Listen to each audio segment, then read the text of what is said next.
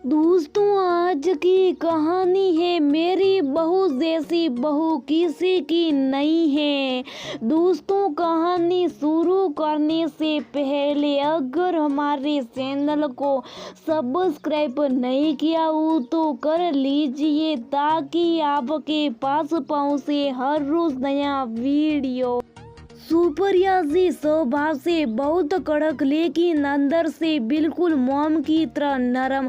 उनकी साल ढाल बोलने का अंदाज देखकर ऐसा प्रतीत होता जैसे किसी हवेली की ठाकुरानी हो। एक छोटी सी कोठरी में अपने बहू बेटे पोता और दो पोतियों के साथ रहती थी। बेटा काम बाहर करता था तो महीने में 2 बार ही घर आता था, पर फिर भी सोने की बहुत दिक्कत थी। इसलिए सुप्रिया जी अपनी अजय सहेली वरदा के घर में डेरा जमाए रहती। उनकी हाथों में भगवान के वस्त्र सिलने का बहुत अच्छा हुनर था। एक से एक लड्डू गोपाल के वस्त्र, गणेश लक्ष्मी के वस्त्र सिलकर भगवान को पहनाती थी। इतना ही नहीं, बिल्डिंग के सभी लोगों को भी भगवान के वस्त्र बना बना कर देती थी, लेकिन बदले में कोई पैसे भी नहीं लेती थी। सभी उनसे बहुत आग्रह करते कि माँ जी आप अपना मेहनताना क्यों नहीं लेती, इतना खर्चे वस्त्र बनाने के पीछे आप। तो वो यही कहती कि ना बाबा, ना मैं ठाकुर जी के वस्त्र बनाने की कीमत नहीं लूंगी, नहीं तो ठाकुर जी मेरे लिए सीधे नरक के द्वार खोल देंगे। और वैसे भी मुझे ठाकुर जी के वस्त्र बनाने में एक अजीब सी खुशी मिलती। सुप्रिया जी के मन में लालच का भाव बिल्कुल भी नहीं था। वो बहुत धर्म कर्म वाली औरत थी। वो अपनी बेटी बहू के साथ जितना था उसी में खुश रहती थी। बस चाहती थी तो इतना कि बेटे का अपने 2 कमरे का घर हो जाए,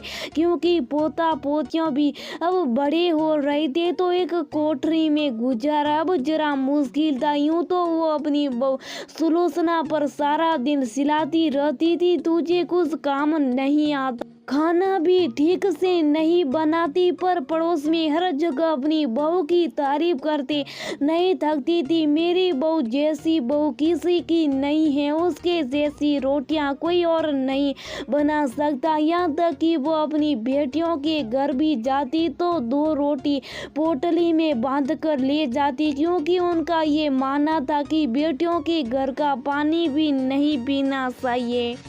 उनकी बेटियां हर बार उन्हें कहती भी कि माँ ये सब क्या आप भाभी से रोटियां बनवा कर क्यों लाती हो, अच्छा नहीं लगता। सुप्रिया जी टालने के लिए कहती, मेरी बहू जैसी रोटियां कोई नहीं बना सकता, तुम बहनें भी नहीं। रोटी का तो बहाना बना देती, पर चाय का क्या करती।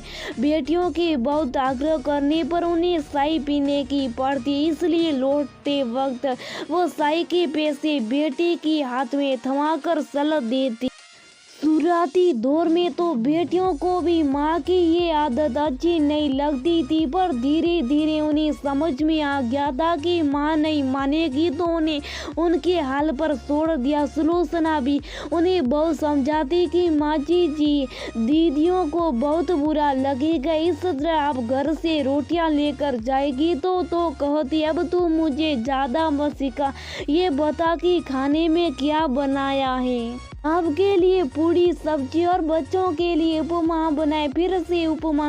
उन्हें उपमा से एक अजीब किस्म की सीट थी। उपमा के नाम से उन्हें सीख आती थी। वो अपनी बहू से भी कहती, बहू ये भी कोई खाने की चीज है, उपमा कैसे तुम सब खाती हो, अरे पोषण वाला खाना खाया करो, रोटी सब्जी खाया करो, उससे शरीर को पोषण मिलता है, बच्चों का पसंद है इसलिए बनाती हूँ। माँ जी आप भी एक बार खाकर देखिए, बहुत स्वादिष्ट होता है, इसमें भी उतना ही पोषण मिलता है जितना कि रोटी सब्जी से। सुप्रिया जी कहती, तुम्हारा उपमा तुम ही को मुबारक। कुछ दिन बाद सुलोचना को जल्दी शॉपिंग के लिए जाना था, क्योंकि बच्चों कि स्कूल यूनिफॉर्म की खरीदारी करनी थी और वो गाड़ी से उपमा निकाल कर फ्रिज में रखना भूल गई। उसे आते आते देर हो गई और दोपहर होने को आई। तब सुप्रिया जी को लगी भूख और वह शौकी में गई।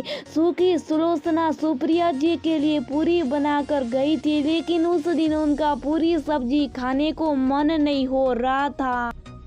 सो तलाशने लगी, शायद कुछ अच्छा मिल जाए। तभी उसकी नज़र गैस के ऊपर रखे उपमा पर पड़ी। पहले तो हमेशा की तरह उपमा देखकर सिद्ध हुई, लेकिन फिर पता नहीं उनके मन में क्या आया कि आज खाकर देख ही लिया जाए। वो इतनी बार कहते हैं कि बहुत स्वादिष्ट होता है। सुओ ने उपमा प्लेट में डाला और खाना शुरू किया और खाती उसका स्वाद उन्हें वाकई में बहुत अच्छा लगा। वो मन ही मन सोचने लगी, बहुत सच कहती थी। मैंने उसकी बात कभी सुनी नहीं कि माँ जी आप एक बार खाकर देखिए, बहुत टेस्टी होता है और पोषण वाला भी। जैसी सुप्रिया जी खाकर उठी, उनकी बहू बाजार से आ गई तो सुलोचना ने देखा कि उपमा गायब था, लेकिन उसने सुप्रिया जी से कुछ नहीं पूछा। सुप्रिया जी ने कहा, बहू कुछ ढूंढ रही हो क्या? नहीं माँ जी, बस ऐसी। सुप्रिया जी तो आखिर समझ ही गई। तब सुप्रिया जी ने खुद ही कहा, बहू तुम ठीक कर रही थी, आज मैंने उपमा खाया, बहुत ही स्वादिष्ट था और साथ ही साथ पोषण से भरपूर। एक काम करो, अब से तुम हर 2-3 दिन के अंतराल में मेरे लिए उपमा बना दिया करो। तो सुलोचना ने डरते हुए कहा, माँ जी मैं तो आपके लिए पूरी बना कर गई थी, क्योंकि आपको उपमा पसंद नहीं है। अरे बहू डरो मत बेटा, मुझे उपमा बहुत पसंद आया। और एक बात आज समझ में आ गया कि कभी कभी छोटों की बात भी सुन लेनी सही, हमेशा बड़ी सही नहीं होती।